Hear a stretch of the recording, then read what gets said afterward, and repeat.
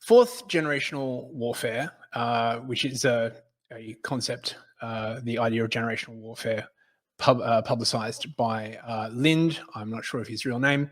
Just a little bit of background from Wikipedia. Fourth generation warfare, 4GW, is conflict characterized by a blurring of the distinction between war and politics and of the distinction between combatants and civilians. The term was first used in 1980 by a team of United States analysts, including William S. Lind, to describe warfare's return to a decentralized form. In terms of generational modern warfare, the fourth generation signifies the nation-state's loss of their near monopoly on combat forces, returning to modes of conflict common in pre-modern times. The simplest definition includes any war in which one of the major participants is not a state, but rather a violent non-state actor. Classical examples of this type of conflict, such as the slave uprising under Spartacus, predate the modern concept of warfare.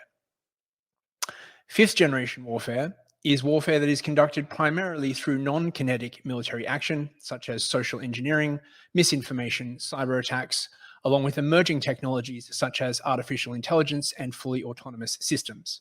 Fifth generation warfare has been described as a war of information and perception. There is no widely agreed upon definition of fifth generational warfare, and it has been rejected by some scholars, including Lind, who was the original theorist of fourth generation warfare. Okay, so it was Lind who did fourth generation. Okay, so to summarize, essentially, fourth generation warfare is non-state actors, cultures clashing as opposed to states. Fifth generation, the blurring of civilian and military forces, heavy use of psychological warfare, hard operating environment due to blurring, intense optics considerations, but there are still kinetic actions. Now, a really, really good example of this, for example, is groups like Hamas, for example, where they are not only non-state actors, but they are blurred and indistinguishable from the civilian population. Sixth generation warfare is an outgrowth of the fifth. It has similar aspects in that the combatants cannot be distinguished from the civilian population, and there is heavy use of psychological warfare. However, in a sixth generational warfare environment, all of the parts of the population you are fighting that could resort to any kind of kinetic action have been disabled. So you are essentially fighting mass psychological war with an entire, mostly civilian population. Therefore, sixth generation warfare is basically a psychological insurgency where the only tools left to the oppressed population are psychological warfare or non-violent resistance, which may also be cracked down upon. Due to information and surveillance saturation, kinetic operations basically cease. Sixth generation warfare is a form of insurgency without kinetics, being fought by a disarmed population who cannot organize, as any node of organization will be immediately spotted and either co-opted or destroyed by the occupying power. Therefore, sixth generation warfare becomes a form of distributed warfare, relying solely on optics. Its tools are narrative warfare, attacks on legitimacy, compelling the occupying force into decision dilemmas, and the heavy use of social media. Now, a decision dilemma, just in case you are not aware, is where you force an adversary into making one of two choices, both of which are bad. Much of this idea is borrowed very, very much from the left, the new left that was prominent in the 60s in America, notably Saul Alinsky. I am not a fan of leftist tactics, but you have to fight the war that you are in, not the war as you wish that it was. Not only that, armed resistance is actually a boon to the occupying force, as I will detail in a bit. So the disarmed population essentially resorts to the mobile phone and social media as the only weapon that they have left. In a sense, this is a form of zeitgeist warfare, because all opposition to the regime is banned or subverted prima facie. Counter-narratives must form through suggestion, innuendo, code words, common language, and cultural groupings. What kinetic actions there are will take the form of protests, flash mobs, vandalism, and other below-threshold forms of conflict. Relying on Alinsky's ideas, the primary objective is to get the occupier to lash out and thus damage their legitimacy, since the occupier in this case is also using optics and social media messaging to claim that they are occupying the country for the good of the citizenry. Thus, quote, the target's reaction is your objective. I believe Alinsky said the action is your target's reaction, but the objective is to make your target overreact. It is a kind of weird sort of psychological optics judo, as it were. In such an environment, traditional kinetic actions, such as assassination and sabotage, are actually counterproductive, since they play into the occupier's claims that the only people who oppose them are extremists. Every kinetic action will simply be used as a way to crack down more on the dissenters and pass harsher laws and sentences while demonizing those who resist. Thus, in sixth-generation warfare, the primary target becomes the dominant narrative itself. In a sense, sixth-generation warfare is like a distributed psychological warfare militia that forces the occupier into constant decision dilemmas. This is only really possible with governments who are trying to maintain control by claiming to promote morals that they do not really support. None of this would work against an occupier that blatantly and forthrightly used brute force for its own ends. These kinds of regimes are usually in the process of setting up a revolution, replacing institutions with low-grade ideologues. We could call this a pre-revolutionary environment. And for the record, I believe this is the kind of environment that currently exists, particularly in the United States and in many other countries in the West. Always, the narrative of who is the victim and who is the oppressor remains the functional pivot for these operations. This is why kinetic actions in such an environment are so counterproductive. It is taken as a given that the occupier controls the mass media. Thus, any civilians or regime agents injured in kinetic actions will be used to justify the narrative that it is the regime itself who is oppressed, that the radicals comprising the opposition, quote, do not care about the suffering of civilians, etc., etc. The aim of sixth-generation warfare is to get the regime to fall through erosion of legitimacy and psychological warfare against the managerial elite of the regime. The ideologues who lead the regime will not be swayed by these arguments, but those who carry out their orders are vulnerable to demoralization, censure from friends and family, and other effects if the counter-narrative begins to take hold. For example, friends and family of those working for the regime, especially highly partisan organs, such as the FBI, for example, will distance themselves out of either disgust for the aims of the organization or fear of being persecuted for, quote, saying the wrong thing, supporting extremism, or other such vague terms.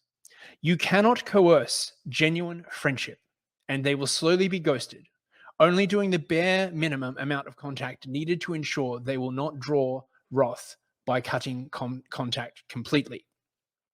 This is a sort of feature of tyrannical regimes and is also a feature even in policing generally, even in sort of, more relaxed regimes. The more sort of unjust a policing body becomes, the more Byzantine their laws become, the more inward looking these police become. They only have other friends who are in the police because the civvies do not really relate to them.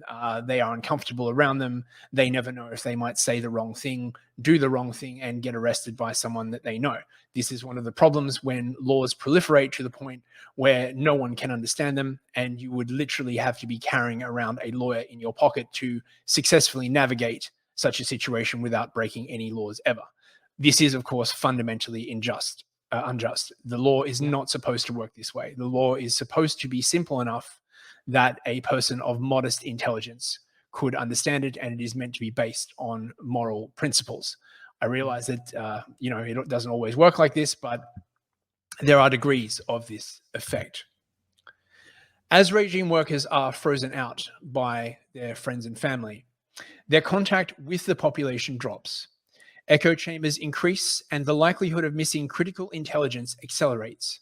The goal is to bait the regime into deploying its kinetic force in a way that massively erodes their legitimacy in the eyes of the people they are ruling over, until the narrative that the regime is on the side of the people is completely undermined. This can then lead to mass actions, whether protests, election loss, presuming that fair elections are still possible, and malicious non-compliance from the population. The most important goal is to sow distrust and disdain in the minds of the population against the regime, so that the citizen sees the regime as weak and illegitimate even if they cannot express this thought out loud. They will harken back to a time before the regime took over, or alternatively to a better future, depending on the dominant counter-narrative. Equally important is to highlight instances of hypocrisy in the regime. For the more totalitarian a regime is, the less it can stand criticism, while at the same time the demand for rigidity of thought and claims of divine or moral legitimacy increase.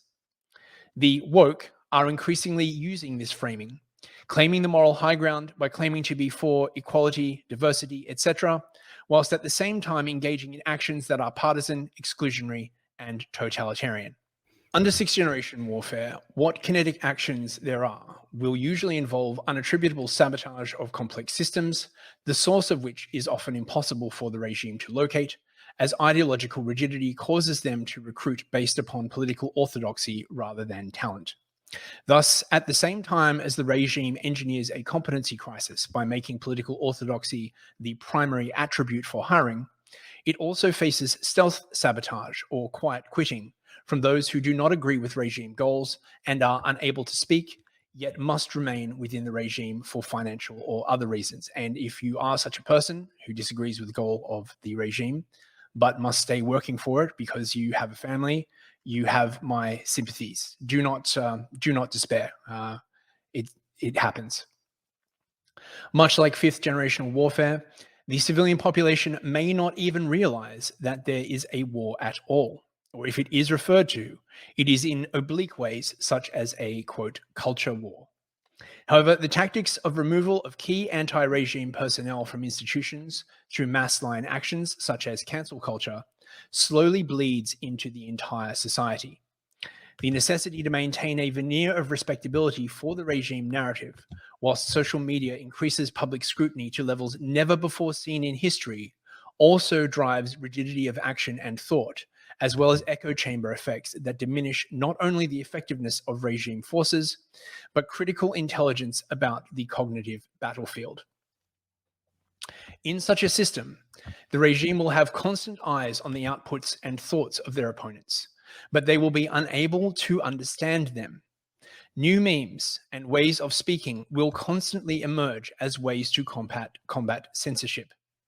The banning of the N-word by BLM is an excellent example of this.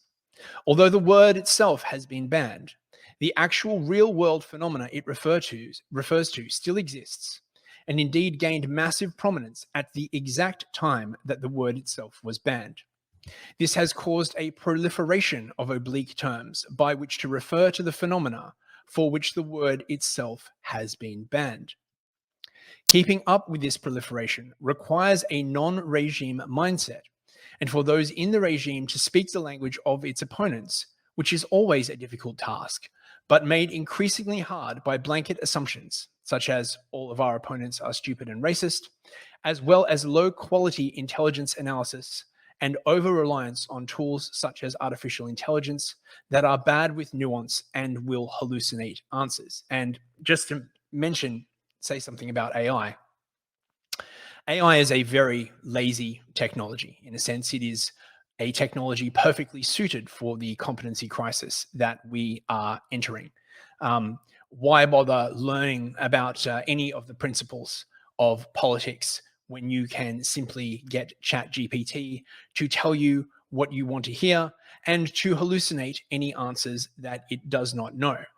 In my opinion, this is likely to cause a catastrophic fuck up by the regime at some point. Some critical piece of information will be overlooked. The echo chamber tightens. The understanding of their opponents becomes more and more cartoonish, less nuanced, and this will lead to critical intelligence failure, in addition to probably critical complex system failure, as those who could fix such complex systems are now ideologically opposed to the regime. The method of organization of the sixth generation battle space is that of the standalone complex or emergent phenomena, where there are very few active cells that have not been suppressed by the regime, and those that remain are immediately suspected of being subversive operations. Look at, is it Patriot Front? the outfit in the US that everyone believes are feds just simply because they show up. This is what I'm talking about. As opposed to the fifth generational warfare environment where there are still groups of non-state actors capable of kinetic action. Under a sixth generational warfare environment, all groups that could push back are immediately suspected by the general population of being controlled by the government. The general population is skeptical of any group that forms in opposition. This is a very, very Bolshevik tactic, by the way, to deliberately set up counter groups in order to entrap people and to essentially demoralize the population and make sure that there are no ways of effectively organizing. However, at the same time, due to the spreading of the counter-narrative, all anti-regime forces will interpret the actions and motivations of the regime through the same lens. Once the clandestine goals of the regime are accurately determined and elucidated, the spreading of this information will make predicting the regime's long-term goals much easier. This also limits the actions of the regime as they struggle to come up with plausible reasons for doing terrible things in the face of many people who have said, this is the next thing the regime will do because the regime's goal is actually this. The anti-white narrative is an excellent example of this, as the regime flails to come up with convincing excuses for excluding whites from positions of power. And eventually they will have to just come out and say it, but that is very, very bad optics. In such an environment, the actual goals of the regime are generally kept secret because it would undermine their legitimacy, and if they were revealed, could also result in mass desertion of regime forces who believed they were fighting for such vague moral terms as social justice or equality. Although a large amount of psychological warfare and brainwashing goes into preparing the mind of the managerial elite, a truly drastic event, such as the Holodomor in the USSR, can signal a death blow to the ideological position of the managerial elite, precipitating regime collapse. Additionally, attempts to cover up mass deaths by the regime and lies about source or consequence will greatly increase the sense of disgust and hypocrisy among the general population. Under the very effective two-party system, there is always an opposition to pick up the ball and continue running with the true goals of the regime as soon as one party is exposed. There is increasing awareness of this phenomena, which is leading to a delegitimization of the system as a whole, as opposed to the more usual delegitimization of one party after a few years. In a sixth-generational warfare environment, information exchange, social media, and mobile phones are the weapon of choice for the anti-regime forces, which are not only interspersed among the civilian population, as in fifth generation, but they actually are the civilian population. Although there will be committed anti-regime actors, some may drop in and out, some may find crucial information and post it on social media to be picked up by information distributors. Some may find crucial information and pass it on social media to be picked up by information distributors. In such an environment, therefore, information control becomes the main tool of the regime to suppress dissent, and censorship laws proliferate. But this leads to a trap, as the regime must claim to be for freedom of speech whilst simultaneously suppressing it, claim to be for human rights while simultaneously suppressing them, etc. Groups of information aggregators thus become extremely important in such an environment to keep up constant counter-messaging to the regime narratives emanating from regime-backed media organs. However, due to the importance of information infrastructure to the regime, not only to carry on day-to-day business, but also to keep a watch on their opponents, they are again caught in a decision dilemma. They cannot shut down the internet, but they also cannot allow it to be free. Thus, the proliferation of terms such as, quote, hate speech, which will allow them to target regime opponents without having to resort to force majeure tactics such as internet shutdowns, which are extremely bad optics absent some kind of large-scale kinetic action. Doing a coup in such an environment is basically impossible, not only because of the total surveillance and impossibility of organizing, but because of the distributed nature of government. Destroying the legitimacy of the regime in the eyes of those who must carry out its orders is the only feasible tactic.